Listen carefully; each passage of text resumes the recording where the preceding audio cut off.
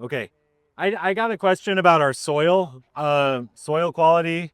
What the deal is with the soil here. And this is like a really good spot on the farm to see it. Like if I asked everybody, hey, where's the river right now? If you know where you're at, you would point over there, right? It's on the other side of the freeway. But that's like uphill and that's downhill, and rivers probably shouldn't be like uphill, right? This is where the river used to be. And in fact, it used to be exactly right there. Its last natural location was at the end of this field and the road that covers it there. And so this is like as close to the bank as you could farm historically, like geologically. And so our soil here is impacted by that. In fact, we're going to see both sides of where the river was, and the soil is different on both sides. Walleye Farm's all on the other side. The soil's a lot different than right here. Like, this is soil we have to work hard to not overwork. This is like, it's like a powdered sugar if you're not careful. And so this field, we do a cover crop for this planting. These islands get cover cropped. We really struggle with cover cropping in the summer, and it just comes down to irrigating. We don't want to go and irrigate places that we're not growing food on. So we really only cover crop in the fall. So yeah, I mean, someone convinced me that I should grow millet or sorghum or something here that I won't have to water and have like a good, yeah, something like that. Because I do think that's something that's missing in our farm plan. We have those islands I showed you that we've abandoned, those irrigation zones, those planting blocks, and they're just fallow. Most of the farm sits fallow throughout the summer, and it has a rotational place. We're going to plant something there, but I'm not willing to irrigate where we're not growing veggies, with the exception of the one time that we'll seed a field this big.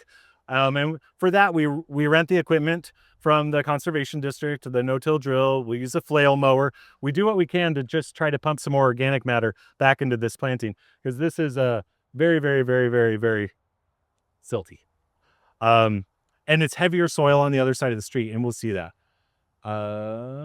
So I don't know. That's maybe gets at it. I wish I had more organic matter in my soil. That's something I'm working on building. But again, I'm not willing to irrigate soil. We're only set up to stay afloat if we're irrigating our veggies. What about nutritional deficiencies that gets addressed if you like fertilizer? Nutritional deficiencies that what? Does that get addressed by the Fertilizer. Yeah. fertilizer Yeah. from Skagit? Yep. So we give them a soil test. They come up with a custom blend, and then our veggies have been really responsive to that. So yeah. And then how many soil tests do you send in? Like how many mixes? We just come up with one mix. We just call the farm one thing, just for simplicity. I think we're small enough. It's worked okay. Yeah. Okay. We had some blueberries. This is the little tractor we'll take through. We need a dinky little tractor to fit down the blueberry rows. So starting sometime this week, we'll try to take the grass back down. Person who does the majority of our berry picking has the belief that the tall grass keeps the birds out of the berries. So that's a great excuse for me to not have to mow it all. Again, no science behind that claim. All right, so here, I was just going to show you real quickly how we do move water around the farm. Here are our risers. You can see we conduct them into this lay flat hose. And so these are just 50-foot lengths of lay flat with some fittings in it so that you can click risers in and out.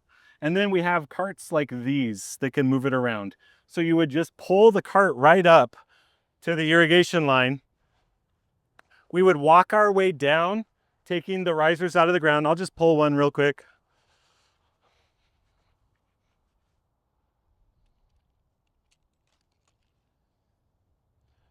So we end up with 6 or 7 of these, depending on the field. And we're grabbing these and we're breaking the connection at each of these hoses on our walk down. And we can leave a pile of these risers right at the end. In that time, the hose has been draining because we've been breaking those connections, especially the back one. And we can grab each of those 50-foot lengths and drag them, because we're separating them into 50 feet. They become draggable. You can drag them all the way back, stage them out here in line. We bring the cart out, we roll one up, we reconnect it to its next one, we roll it up. We've made one long continuous line as we're rolling them back onto the cart, wheel the cart to its next spot. Easy to count, 10 beds down is the next spot. All of our islands are that same 10 bed width. And then you park the cart right there, you grab the end of your one line, you walk it all the way back down. It's easy to unroll because it's on a reel that can spin freely. So you can suddenly pull that long length down, no problem. And then you leave it at the end. There'll be a flag showing you where to stop on there. You walk back over here, you're 10 beds back to where we have a pile of these. You grab them and you start clicking them back in on your way up. So it's one walk down and a walk back, move the cart, one walk down and a walk back, and then you've got your irrigation moved. It's easy on the body compared to moving aluminum pipe all over the farm. It's something that anyone can do. It's not necessarily like the funnest job for sure. Like it's a muck boots job, but so is any irrigation job. So we've been really happy with this system. And it's something that we feel like people can do 2 lines of in a day, not have it ruin their whole work experience for the day. Somebody else has done another 2 lines, and that shared load makes it easy to sustain. One person can do it too. You don't have to have 2 people holding a big length of pipe to move it. So you're not taking 2 people's energy to do that. That was really important when Mark was kind of thinking through how he wanted to create this. The other thing from a labor standpoint too, in the past couple of years, we've been able to hire a part-timer who might just want to work a couple of hours in the morning to come in and run it. Not so great this year. Mark's been doing it all because we don't have that setup this year. But that I think is also very telling that he's been able to weave it into all of the other things that Mark does and have it work. But it's still my excuse for why nothing else looks great on the farm. Yeah, so that's why. yeah, it's not that We easy. didn't have our high schooler that just wanted to come in for a couple of hours in the morning this year work out just right. But we're making it work. But yeah, it has lent itself to that in the past, and a person can come in at what time they want in the morning, and like literally it's a 2-hour job and the whole farm gets the irrigation moved. Then throughout the day, I have to like turn the pump on and open valves to run each of those lines, but I don't have to do the labor of setting it up. So it has been a good system. It's prone to a lot of small leaks, so you end up with small puddles if that's a deal breaker, but I'm a big fan of using lay flat to move water around the farm.